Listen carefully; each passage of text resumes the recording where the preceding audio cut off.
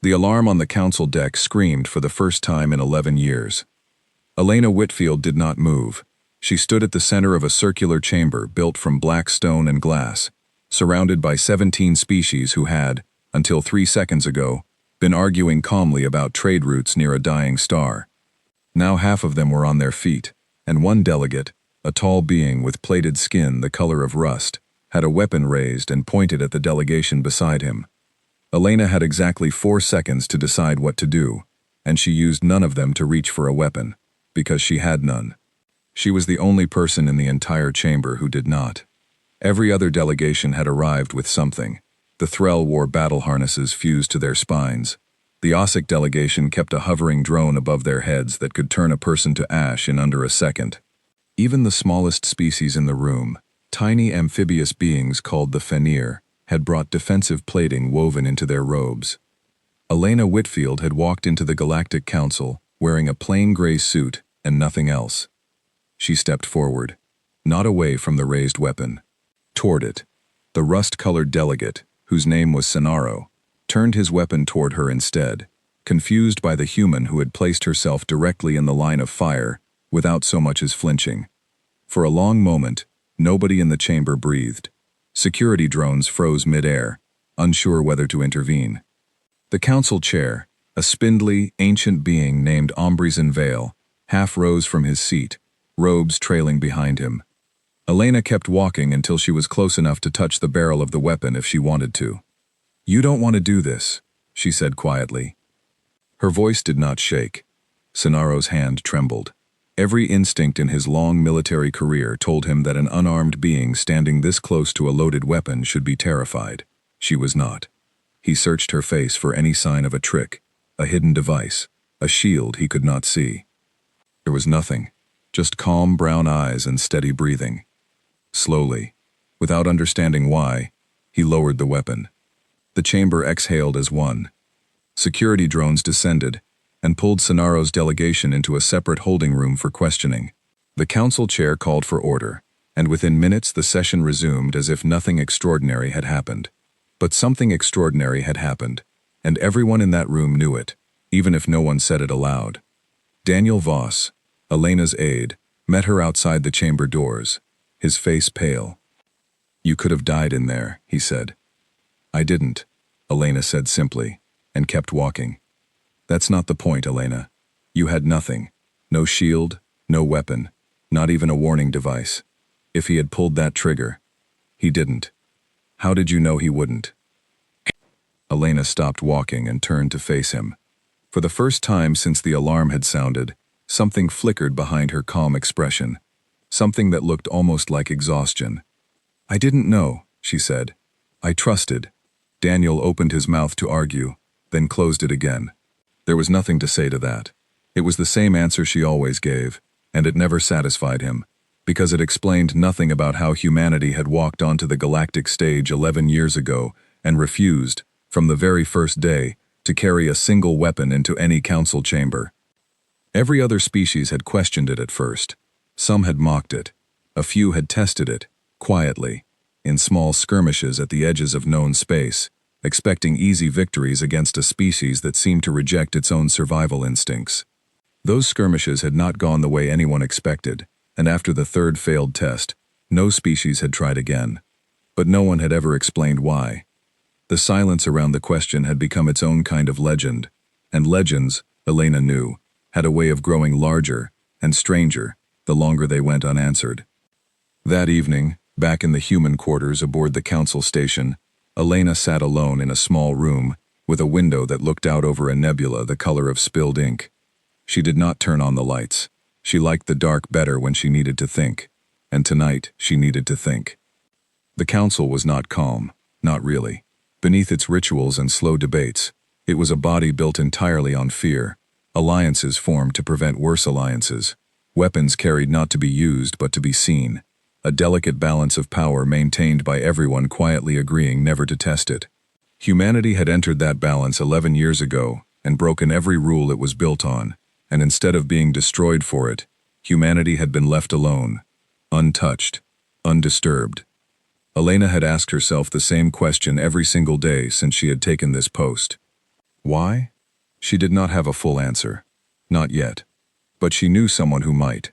A message waited for her on her private console, sent hours earlier, unread since the incident in the chamber. It was from a retired Threll military officer named Kestra Yun, a name Elena recognized from declassified reports about the earliest human encounters with the Threll fleet, back before the Council even knew Earth existed. Kestra had fought against a small human outpost more than a decade ago. She had lost, badly, in a way that had never been fully explained in any official record. The message was short. We need to talk. Somewhere private. I know why they never test you, and it is not what anyone thinks. Elena read the message 3 times. Then she called Daniel back into the room and told him to prepare a shuttle, quietly, without informing Council security. Whatever Kestra Yun knew, it was not something meant for the official channels, and Elena had learned, in 11 years on this station, that the most important truths in the galaxy were rarely spoken where everyone could hear them. Outside her window, the nebula shifted slowly, indifferent to the tension building inside the small room. Elena watched it for a long moment before standing. Tomorrow, she would meet Kestra Yun. Tomorrow, she might finally understand why an entire galaxy had learned, without ever being told, to leave humanity alone. The meeting point Kestra Yun had chosen was not on the Council station at all, but on a small trading platform 3 jumps away, a place with no official jurisdiction and no cameras that anyone trusted. Elena arrived with Daniel and 1 other companion, a young security liaison named Clara Bennett, who had insisted on coming despite Elena's objections. "You're not going alone to meet a woman who once tried to wipe out a human colony," Clara had said, arms crossed, refusing to be argued out of it. Elena had not fought her on it for long. Clara was sharp, careful, and did not scare easily, 3 qualities Elena valued highly in the people she kept close.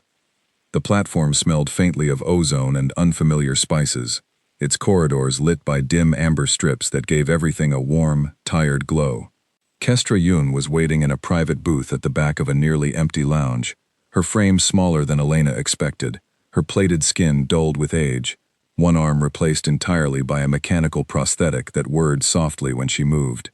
She did not stand when Elena approached. She simply gestured to the seats across from her, and waited until all 3 humans had sat before she spoke. "You want to know why no one attacks you?" Kestra said. It was not a question. "Yes," Elena said. Kestra's mechanical hand tapped once against the table, a habit, Elena guessed, from a lifetime of impatience. "Then you should know what happened to me first, because I am the reason the rule exists, not the only reason, but the first." She told the story slowly, without embellishment, the way soldiers tell stories they have relived too many times to dramatize anymore. 12 years ago, before the Council had ever heard the word Earth, Kestra Yun commanded a Threll patrol fleet assigned to investigate a newly discovered human colony on the edge of Threll territory. The colony was small, poorly defended by any galactic standard, home to fewer than 4,000 people.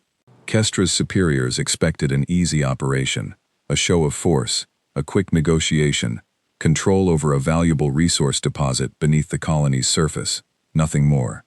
"We outnumbered them completely," Kestra said. "Better ships, better weapons, every advantage a fleet could ask for.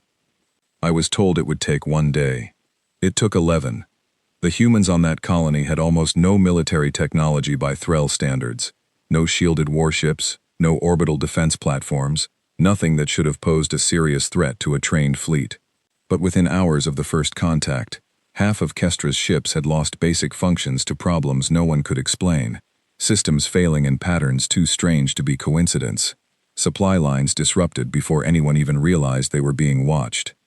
"They did not fight us the way we expected to be fought," Kestra said. "They studied us. While we prepared to attack, they were already 3 steps ahead, learning our formations, our weaknesses, adapting faster than any species I had ever fought.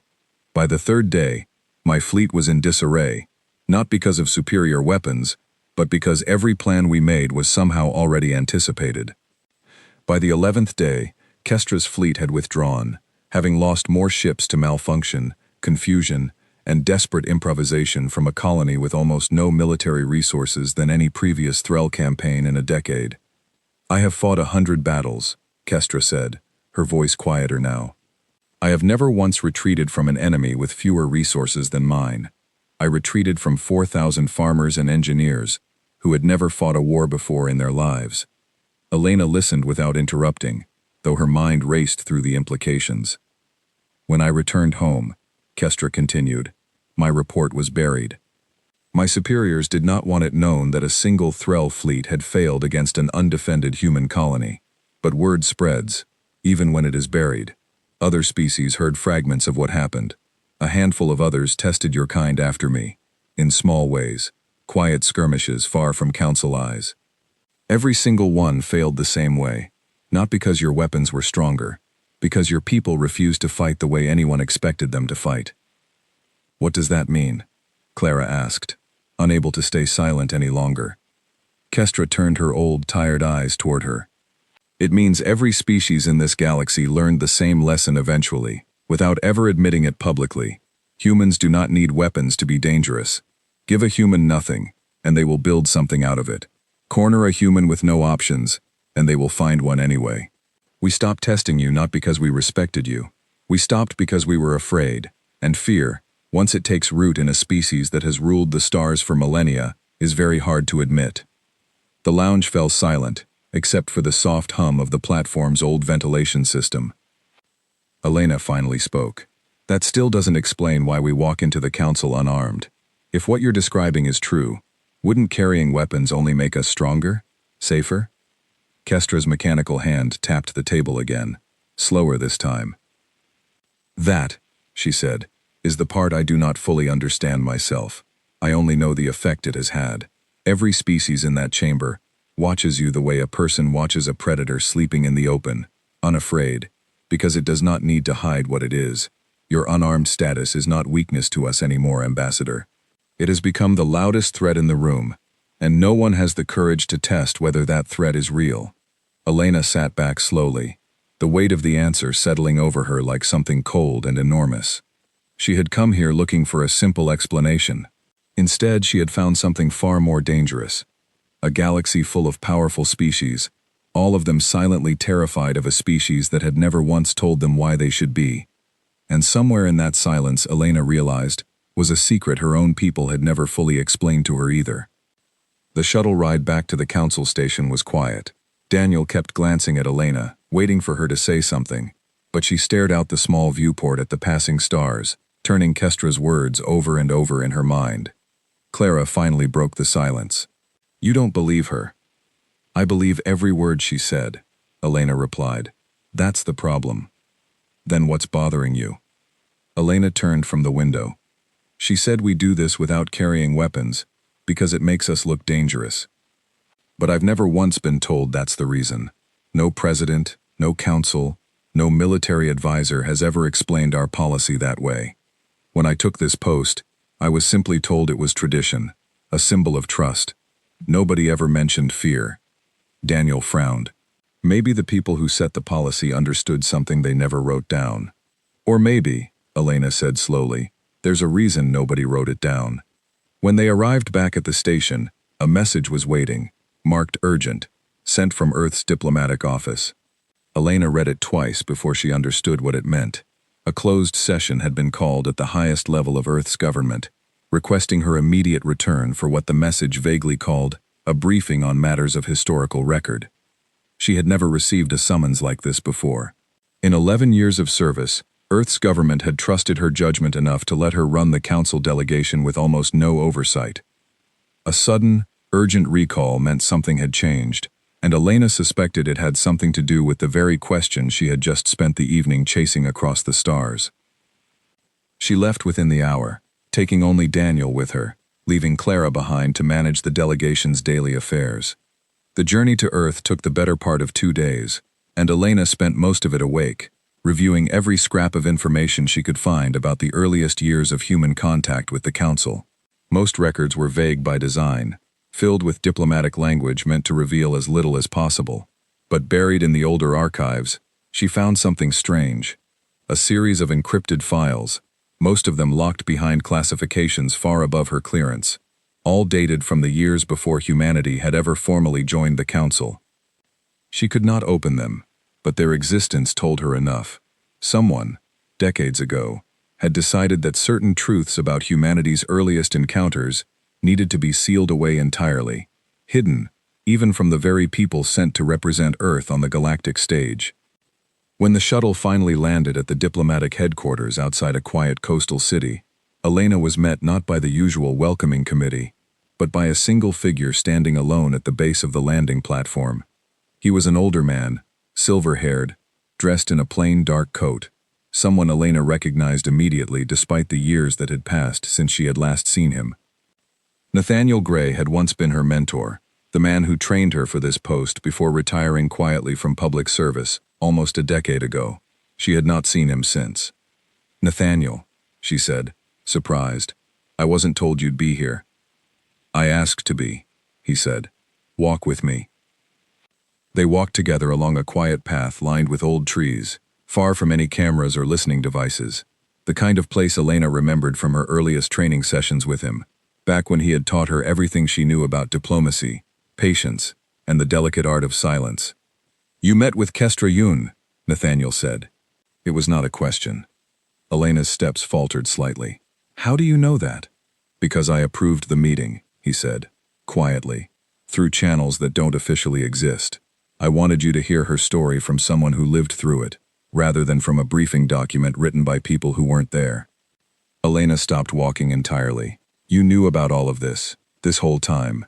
Nathaniel's expression did not change, but something in his eyes softened, the way it always had when he was about to tell her something difficult. "I was there, Elena, not on that colony, but close enough to see what happened afterward, and close enough to understand why our government decided, very early on, that the full truth could never be openly discussed with the Council, or even with most of our own diplomats." "Then tell me," Elena said. "Tell me the truth, all of it, right now." Nathaniel studied her for a long moment, as if weighing whether she was finally ready to hear it.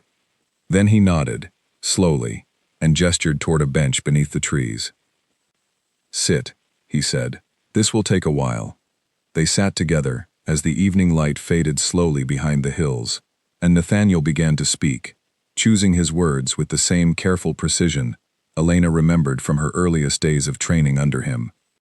"When the first human colony encountered the Threll fleet, our government did not yet understand what we were dealing with," he said. "We had no allies, no idea how dangerous the galaxy truly was, and no way to defend ourselves if a larger power decided Earth was worth conquering. When the colony survived that attack, and when Kestra Yun's fleet withdrew in confusion, our leaders faced an impossible choice. We could announce our success loudly, prove our strength, and risk provoking every other power in the galaxy into testing us harder, faster, and with far greater force than the Threll had used. Or we could do something else entirely." "What did we do?" Elena asked quietly. "We let the story spread on its own," Nathaniel said, slowly, "through rumor, through half-truths, through the natural fear that grows when something cannot be explained. We never confirmed what happened on that colony. We never denied it either. We let every species that heard the story fill in the blanks themselves. And species with powerful militaries, Elena, have very active imaginations when it comes to filling in blanks about potential threats." Elena felt something cold settle in her stomach. "You're saying our reputation isn't built on truth. It's built on silence." "I'm saying it's built on something more delicate than that," Nathaniel said. "Silence alone would not have worked. What worked was refusing to explain ourselves while also refusing to hide. When our delegation first arrived at the Council, our leaders made the decision, deliberately, to enter without weapons. Every advisor in the room argued against it. It seemed like suicide. But the reasoning was simple, even if it was difficult to accept. A species that arrives armed is a species announcing what it fears. A species that arrives unarmed, especially one already surrounded by unconfirmed stories of surviving a losing fight against a stronger enemy, is a species announcing that it does not believe it needs protection. And a species that does not believe it needs protection is far more unsettling to a room full of cautious, heavily armed diplomats than one that clearly does. Elena sat in silence for a long moment, absorbing everything he had told her. "So the entire policy," she said finally, The entire reputation we've built over 11 years on the council, all of it, is a performance. Not entirely, Nathaniel said. That's the part I need you to understand, Elena, because it matters more than anything else I've told you tonight. The performance only works because there is truth hidden inside it. Kestra Yun did not lose to a trick, or to some hidden weapon we never showed her.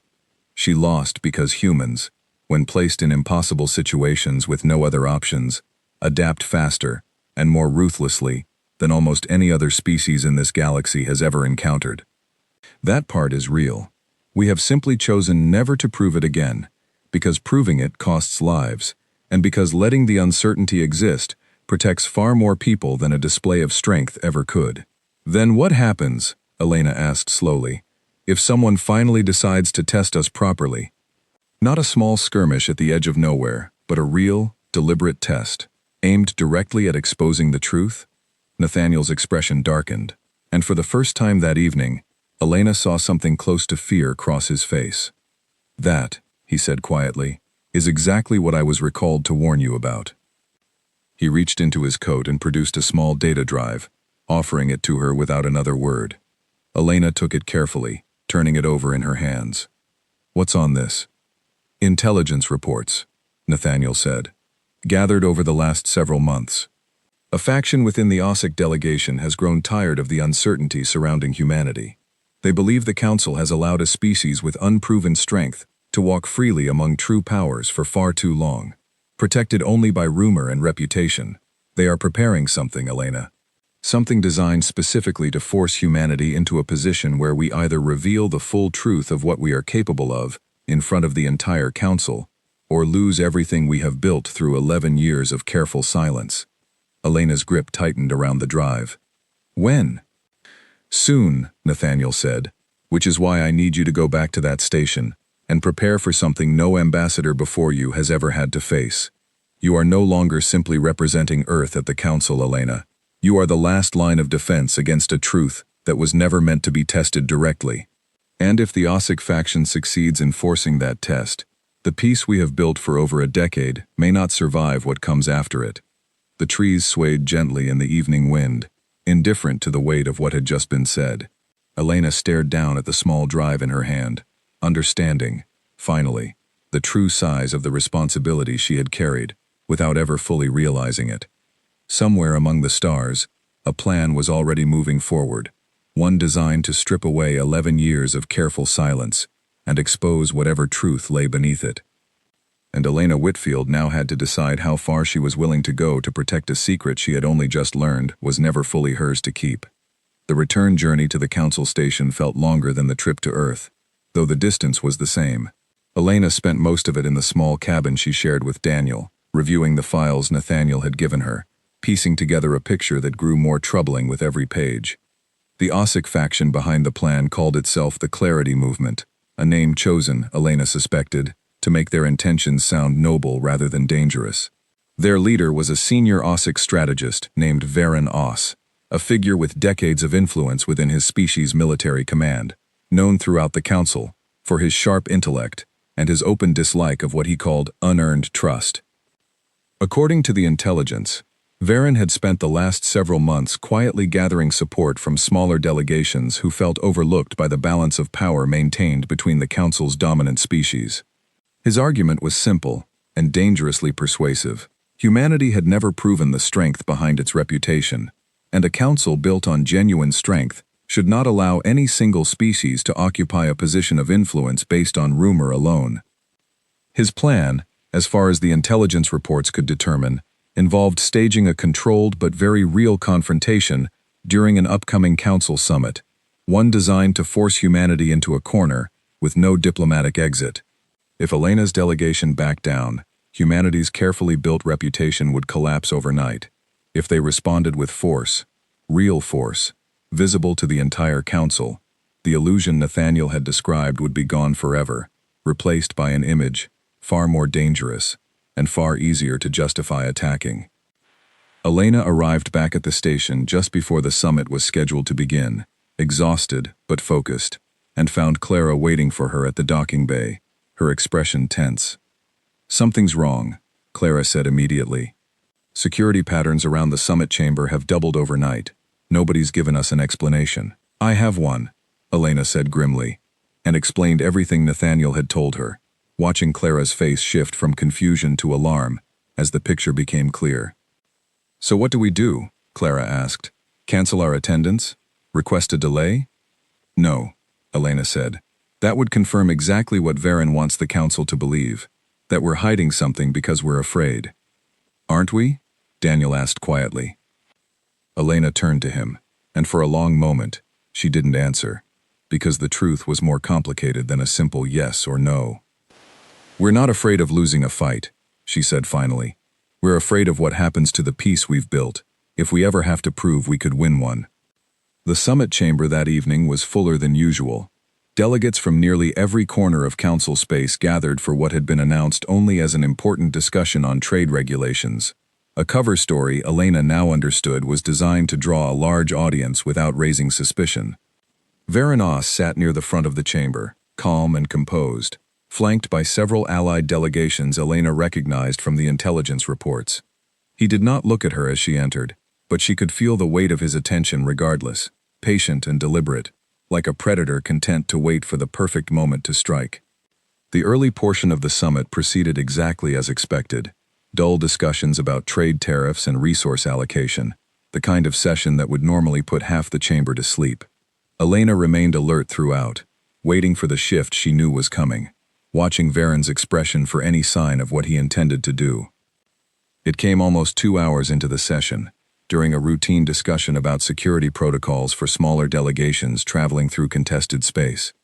Varen rose slowly, his movements deliberate, drawing every eye in the chamber toward him. If the council will permit me, he said, his voice carrying easily through the chamber's acoustics, I would like to raise a concern that has gone unaddressed for far too long. Ambrison Vale, presiding as always, gestured for him to continue, unaware of what was about to unfold.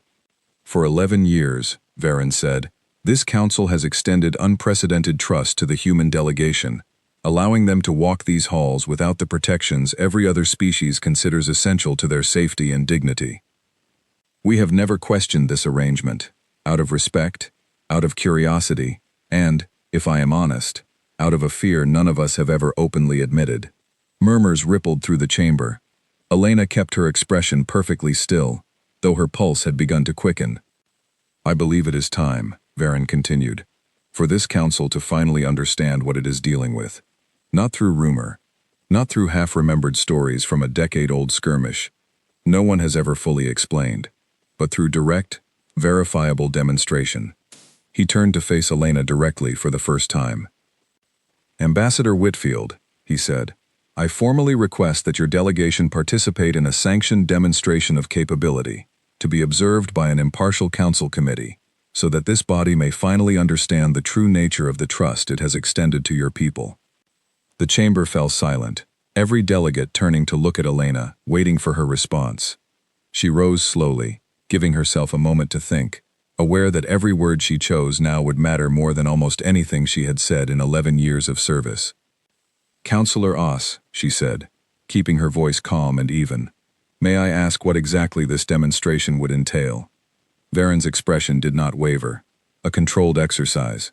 Your delegation, unarmed, as is your custom, against a small tactical unit, provided by my own forces, under conditions monitored entirely by the Council. If your reputation is as well earned as this body has assumed for 11 years, you have nothing to fear from proving it.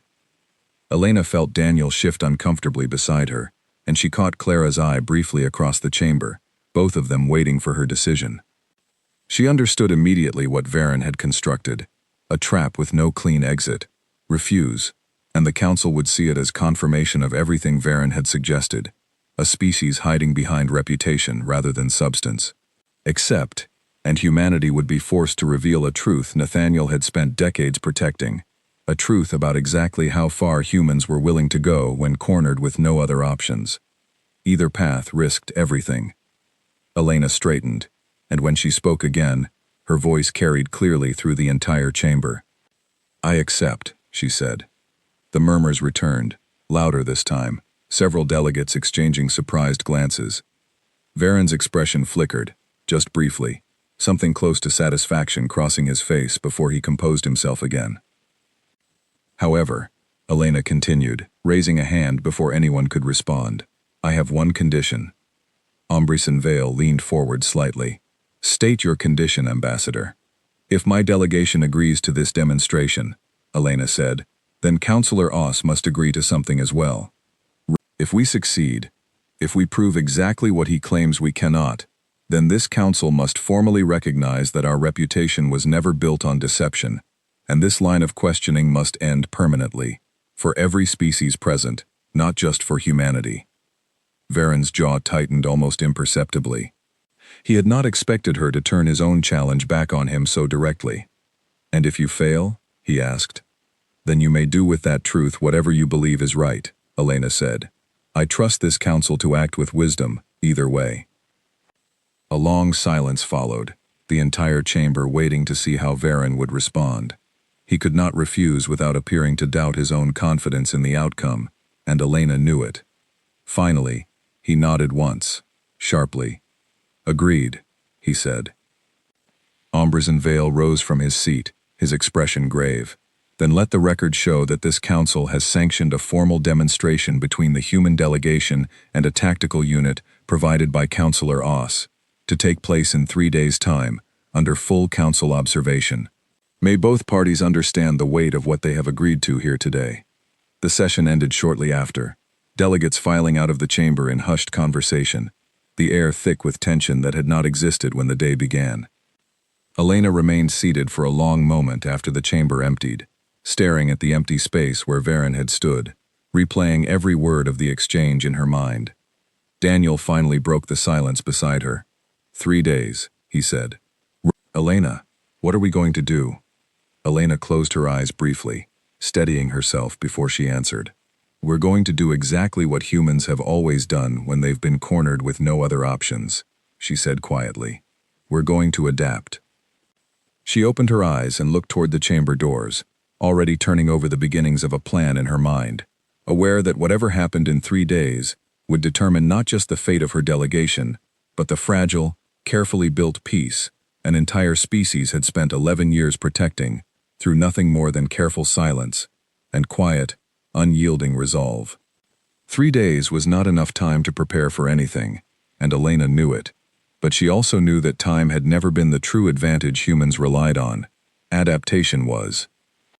She gathered a small group in the human quarters that same night, trusted people only, Daniel and Clara among them, along with a quiet, sharp-minded engineer named Louisa Price, who had spent the last several years quietly studying council technology, far more closely than most diplomats ever bothered to. We need to understand exactly what we're walking into, Elena said, spreading the intelligence files across the table. Varen wouldn't propose a demonstration he didn't believe he could win. We need to know what his tactical unit is capable of, and we need to know it faster than he expects. Louisa studied the files carefully, her brow furrowed in concentration. OSIC tactical units rely heavily on synchronized movement, she said after a moment. Their strength comes from coordination, not individual power. If you disrupt that coordination, even briefly, the entire unit becomes vulnerable. How do we disrupt something we don't have weapons to touch? Clara asked. Louisa smiled slightly, the first genuine smile Elena had seen from her in days. You don't need weapons to disrupt coordination. You need confusion. Humans have always been remarkably good at creating confusion, even without meaning to. Over the following 2 days, the small group worked almost without rest, studying every available detail about OSIC tactical patterns, testing theories, refining a plan that relied not on strength or firepower, but on something far harder for a rigid, disciplined military unit to counter: unpredictability.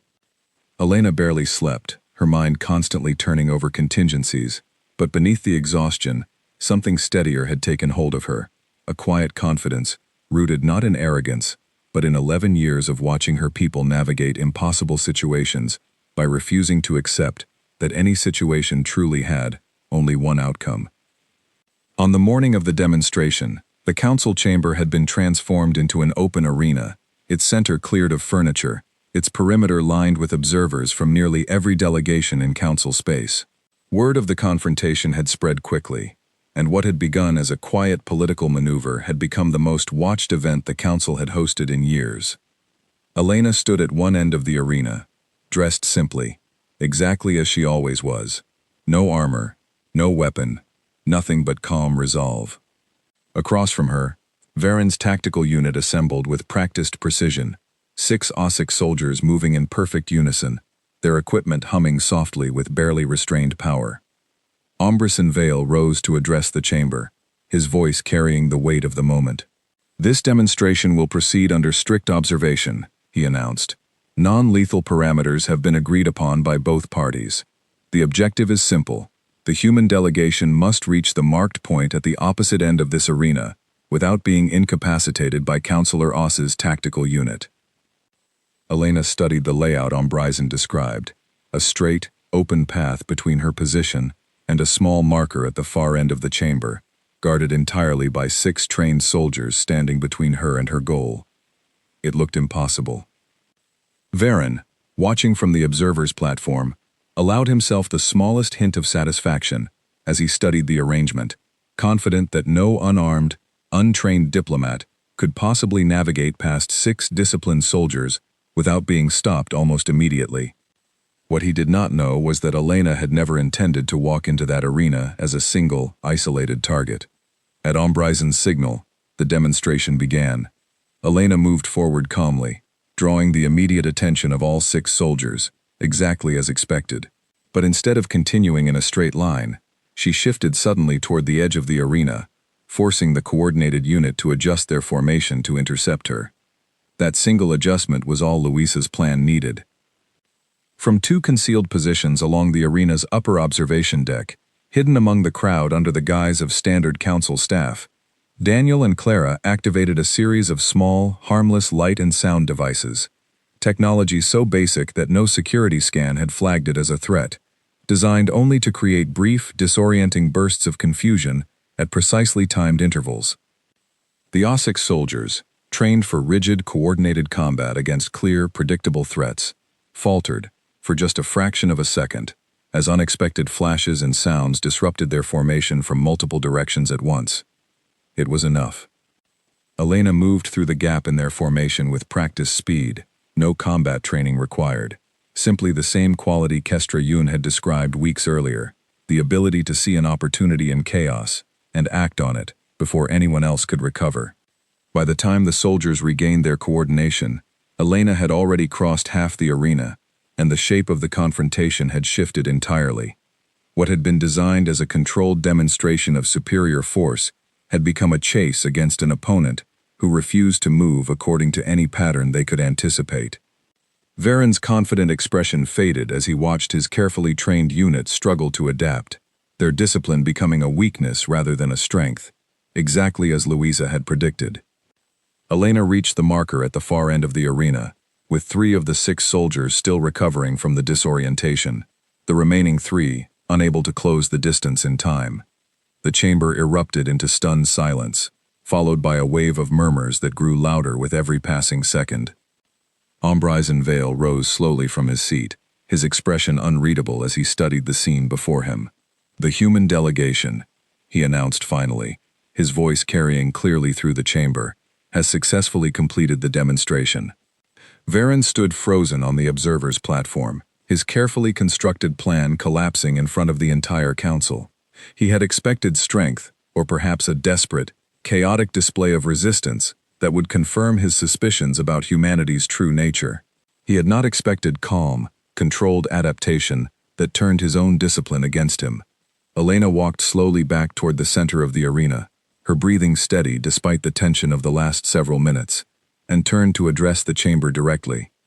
"Councillor Oss believed," she said, her voice carrying easily through the silent chamber, "that our reputation was built on deception. I understand why he believed that.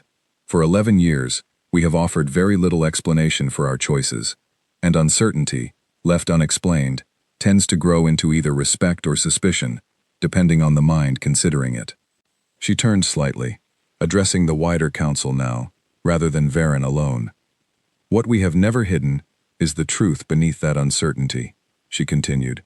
"We do not carry weapons into this chamber, because we do not need them to adapt to whatever situation we find ourselves in. That is not a boast. It is simply the nature of a species that has survived, throughout its entire history, by refusing to accept that any obstacle has only one solution. She looked toward Varen, her expression steady but not unkind. Counselor Oss was not wrong to question us, she said. A council built on unexamined trust is not a strong council, but I hope today has shown this body that the trust extended to my people over the last 11 years was never unearned. It was simply, until now, unexplained. Amberson Vale studied her for a long moment, before nodding slowly. The council thanks the human delegation for their demonstration, and formally closes this matter, as agreed. Let the record reflect that questions regarding humanity's methods will no longer be entertained by this body. Varen remained silent as the chamber began to empty around him, his expression a mixture of frustration and something that looked, to those watching closely, almost like grudging respect. That evening, Elena sat alone once again in her quarters, watching the same nebula drift slowly past her window, the events of the day settling over her with a strange, quiet calm she had not felt in weeks. Daniel joined her eventually, standing quietly beside her chair. "You realize what you just did, don't you?" he said. "You didn't just protect our reputation, you changed it, permanently. Every species in that chamber saw exactly what we're capable of today." Elena considered his words carefully before answering. "Maybe that's not such a bad thing," she said. "Kestra told me once that our unarmed status had become the loudest threat in the room, precisely because no one understood it. Today, they finally do. And somehow, that seems safer than living forever inside a mystery that could be twisted into whatever story someone else wanted to tell." Daniel was quiet for a moment. "Do you think Varen will try again?" "Probably not him," Elena said, "but someone else, eventually, somewhere down the line. That's the nature of power, Daniel. It never stops testing its boundaries.